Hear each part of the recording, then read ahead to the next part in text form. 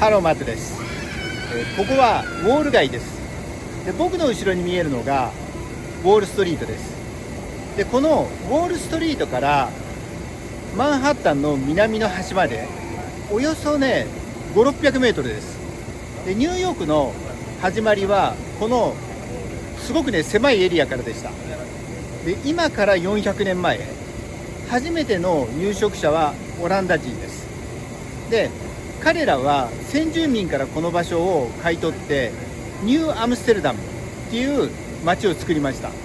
で、今日はこのニューヨークを知る上で、一番起源となったねこのエリアをご紹介しつつ、新しいスポットもお見せしながら、最終の目的地点は、アメリカの歴史を語る上で避けることができないあのマーケットです。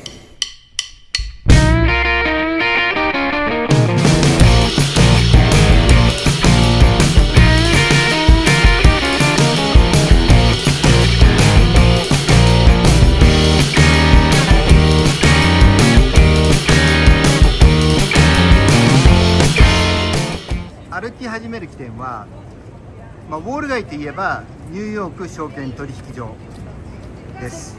で、その前のわかります？真似してますよね。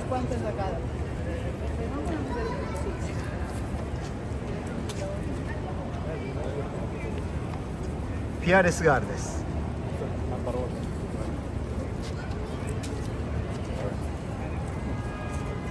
もともとは後ほどね紹介する場所にあったんですけど、この場所にね移設されました。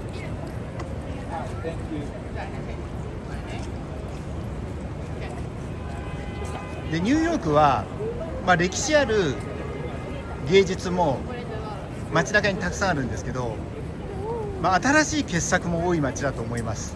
で、僕ねこのフィアレスガールすごくね好きですね。なんかやる気を感じますよね。なので今日はここから歩き始めて、でまずはウォールストリートまで行きたいと思います。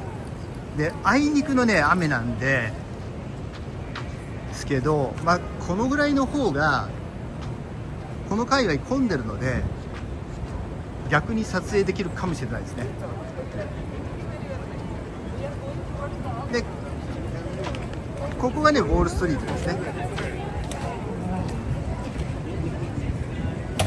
で、今国旗が3つ立ってる、4つか、向こうか、これがねトランプさんのビルですね。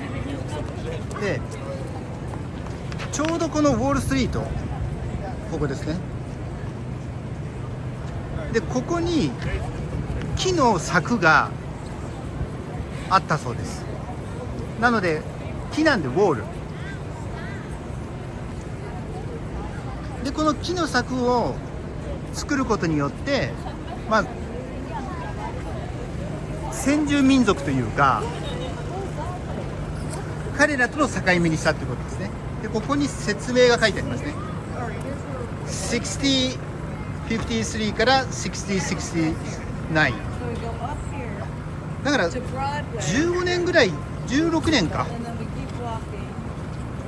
だけですね。で、ウォールストリートパリセイド、バリケードと一緒だから、そうですね、防護柵ですね。で、これがでもこれねウォール・オブ・ログスになってるから丸太ですね。丸太を横に積み上げたのかなですね。ログハウスと一緒ですもんね。なので、そんな歴史があって、でこのままこちらの方に向かっていきます。で、これね今西の方に向いてるんですけど、正面に教会がありますよね。で、これねトリニティ教会です。で、ちょっとね上り坂になってるの分かります？で、マンハッタンっていう言葉自体は、丘が多いというような先住民族の言葉だったと思います。なので結構ねアップダウンがあるんですね。で昔の僕ね地図を見ると、昔ってすごい昔ですけどね、ちょうどねトリニティ教会の丘を越えたところがもうねハドソン川への崖みたいになってましたね。だからそれぐらい、この辺りは山あり谷ありというか、結構登ってるんですね、これね、歩いていくとそんな感じです。でこの左にグリーンのフラッグ見えます。ここねプランタンです。プランタンっていうのはパリのデパートメントストアですね。で今年できたんですけど、なんかね噂ではパリのお店難しいんじゃないかとか、今デパートと言われたところは結構ねこのコロナの前後で閉店したんですね。だから難しいんじゃないかなっていう意見が多かったんですけど、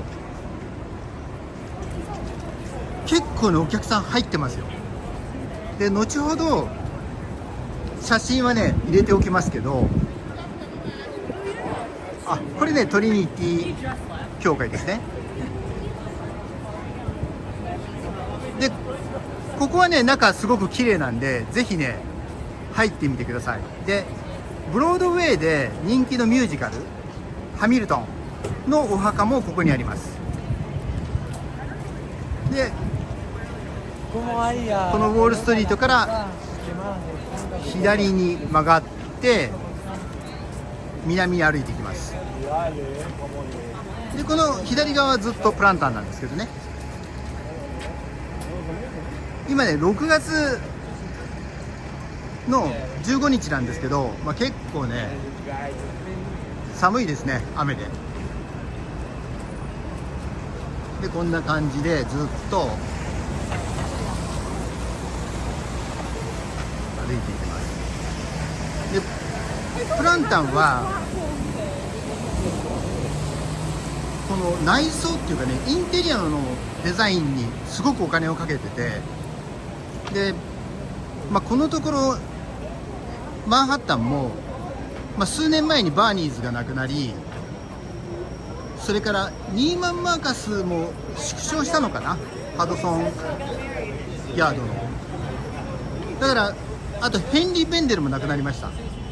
だから僕ね難しいのかなって思ったんですけど、お客さん入ってます、プランタンは。で後ほどね写真を入れておきます。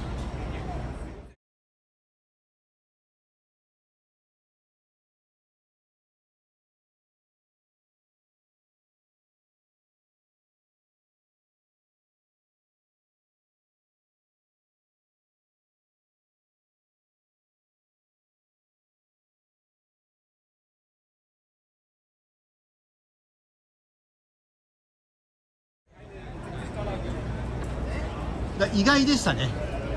でもちろんここ見るとセントジェームズ入ってますけど、フランスのブランドが前面に来てますね。ですけどトム・フォードとかニューヨークのブランドも入ってるんで、すごくね良かったと思います。でこのまま南に歩いていきます。今プランタンから50メーターぐらい歩いてきました。人だかりができてるの見えますよね。ここね大人気の撮影スポットで、皆さんご存知だと思いますけどチャージングブルです。でもともとは今日のスタート地点だったニューヨーク証券取引所の前に設置されてたんですけど、電撃的に設置されたのかな。でその後ね警察に撤去されてしまったんですけど、市民の方々の運動でこの場所に移設されました。で1989年かな、ブラックマンデーの後に、株式市場の復活、それから、なんていうんですかね、この突進力というか上昇相場を祈願して作られたということを聞いてます。でこのね、すぐこっちですね、ここの前に最初ね、フィアレスガールが向かい合う形で設立されたんですけど、やっぱりね、こう上昇相場を祈願している前に立ちはだかるみたいな、そういうものということで、ふさわしくないっていうことで、フィアレスガールがニューヨーク証券取引所の方に引っ越したということを何かのね、記事でね、僕見ましたね。なので、そんな経緯でチャージングブルがここにあって、でフィアレスガールはニューヨーク証券取引所の方に引っ越したという風ですね。でみんなこう写真撮ってますよね。あ、でもこれ写真撮るためにみんな並んでるんだね。これ並んでるんですね。これすごい。なのでチャージングブルを後にして歩いていきたいと思います。で次の場所がそこですねの交差点まで行きます。で今ストーンストリートまで来ました。チャージングブルからストーンストリートまでもう50メーターぐらいですかね。でストーンストリートを左に曲がります。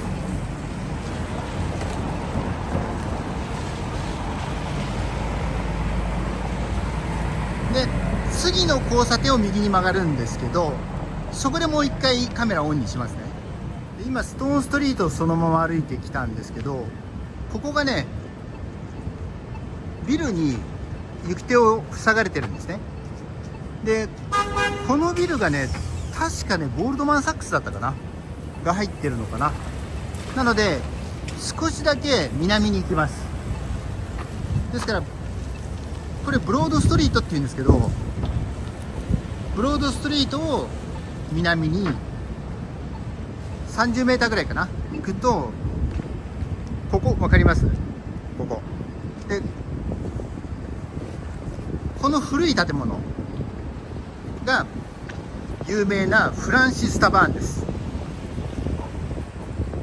で1760年ぐらいだと思うんですけどに作られたアイリッシュバーです。でニューヨークの歴史を語る上でも外せない有名なアイリッシュバーです。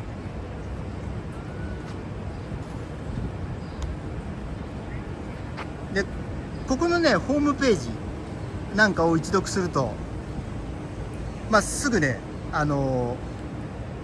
歴史が紐解けるんですけど、独立戦争の最後にジョージ・ワシントンが13植民地の士官たちに別れを告げたのもこの場所だそうです。で独立戦争っていうのはイギリスとそれから一番最初の13個の植民地ですねの戦争で、確かね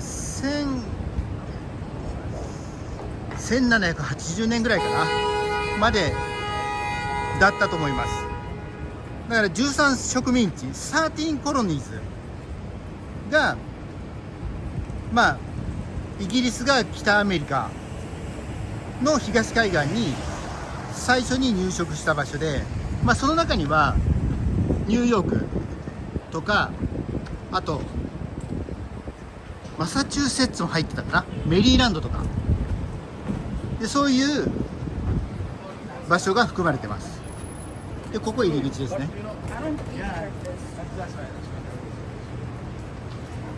で確かに、今大丈夫か。僕ね、中は入ったことあるので、後ほどね写真入れときますね。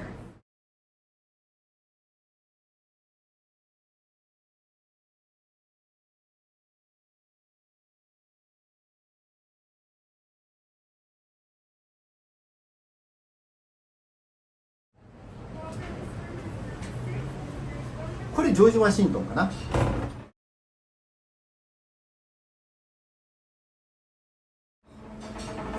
こんな感じです。でこのままフランシス・タバーンの横を歩いていきます。これパールストリートかな。でパールストリートを歩いていくと、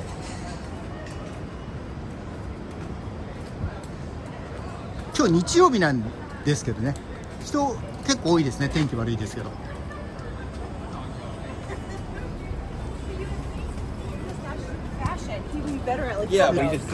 ここから道路を渡ります。で工事中も多いんですけどね。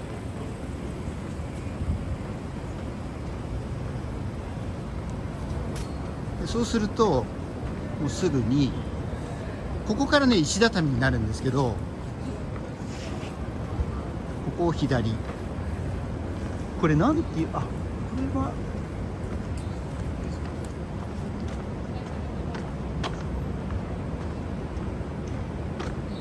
で左側がさっきのビルですね。ストーンストリートを塞いでたビルです。でこちら側がストーンストリートです。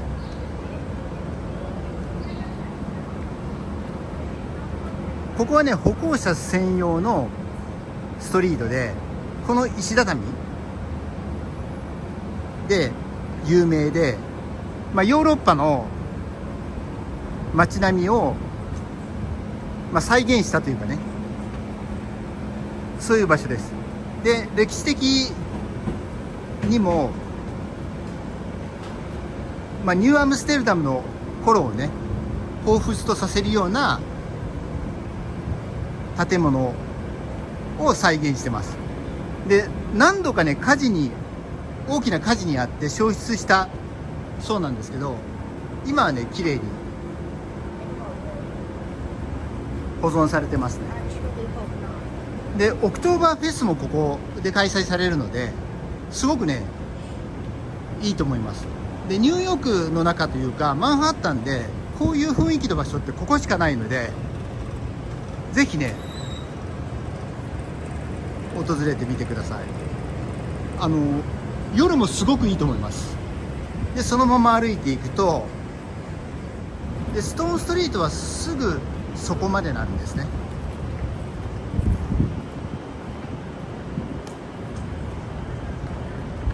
でこの界隈すごく狭いエリアなんで、多分ね2時間もあれば歩けちゃうと思います。でここまで来ると、これがウィリアムストリートとストーンストリートの交差点か。でウィリアム左ですね。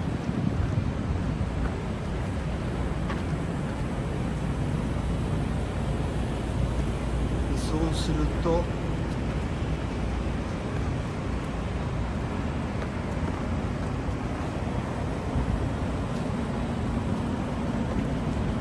のウィリアムでウィリアムをまっすぐ行って、ここだ。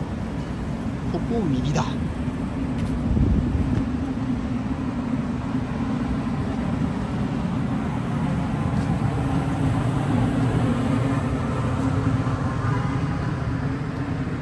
でまっすぐ行くと正面に黄色いファサード見えますかね。あそこねもうねウォールストリートですね。なのですごくね狭いんです。だからぐるっと回ってきた感じですかね。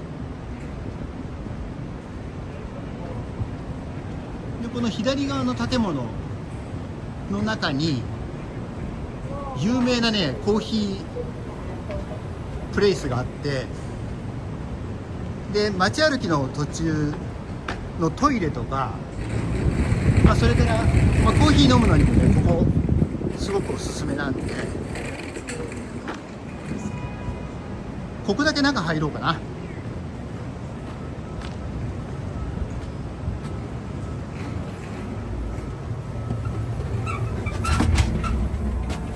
ここです。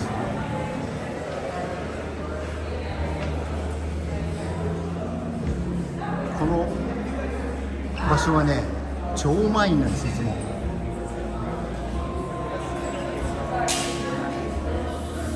外にあんまり人が歩いてなかったのに、ここだけたくさんの人が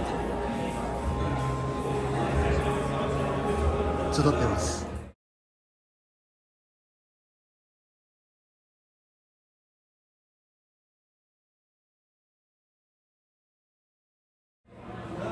なのでここね、ぜひ来てみてください。ですからウォール街歩くときに、トイレの場所っていうとここと、あとプランタンもね、おトイレ綺麗なんで、プランタンの2階もおすすめですね。で元来た道を歩いて行きます。で工事中、本当に工事中のビル多いんですよね。でこの右側のビル、これね、映画のジョン・ウィック、キアヌ・リブスの聖地巡礼の場所で有名で、正面からだと分かるかな。ち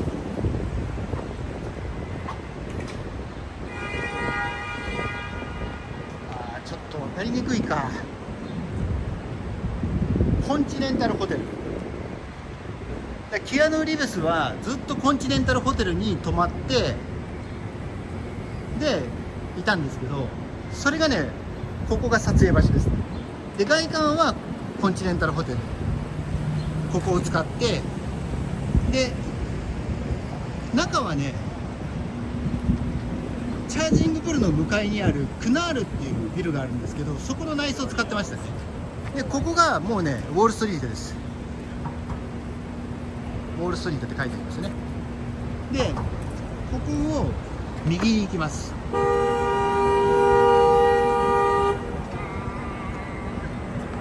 このうるさいのがマンハッタンらしいですね。でそうすると、そこに緑の場所見えます？でそこの公園が今日のね、目的地です。でウォール街っていうと、株式マーケットが真っ先に思い浮かぶと思うんですけど、このウォール街で初めて取引されたものですから、今は株式のマーケットがこのウォール街にあるんですけど、当時は違うマーケットがあったんですね。でそのどんなマーケットがあったかっていうことの説明の場所が、そこの小さな公園に書いてあります。今渡ってきました。で今日の目的地はここです。ニューヨークズミュニシパルスレイマーケットなので、公営の奴隷のマーケットがあったってことですね。で1711年から1762年までって書いてあります。でニューヨークの歴史っていうか、アメリカの歴史と切り離せないね、この奴隷の歴史がここから始まったってことですね。あ、でも最後にニューヨークズファーストスレーブアップライジングオカードフューブロックアウェイメイデンレーンだ、初めての奴隷の人の暴動が起こった。ここから数ブロック先にメイデンレーンってあるのかな。 by enslaved people from コロマンティポーポーの人たち、ガーナのが起こしたって書いてありますね。でこんな場所です。で今日はウォール街をご紹介しました。で僕のチャンネルでは詳しいニューヨークのガイドを作りたいと思ってます。でもし面白いと思ってくださったらチャンネル登録もしていただけると嬉しいです。ではまたお会いしましょう。失礼します。